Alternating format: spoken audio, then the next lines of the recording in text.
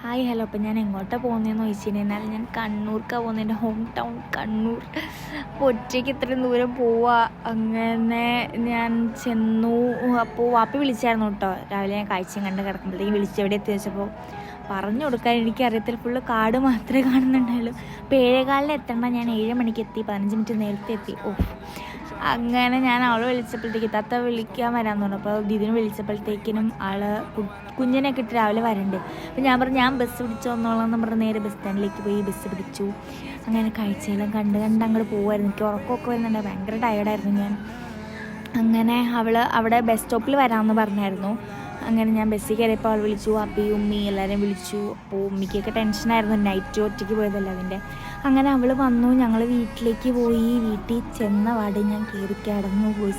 അപ്പോൾ ഇന്ന് ഇത്രയേ ഉള്ളൂ. ബാക്കി വിശേഷങ്ങളായിട്ട് നെക്സ്റ്റ് വീഡിയോ കാണാം. അതൊരിക്കും ബൈ.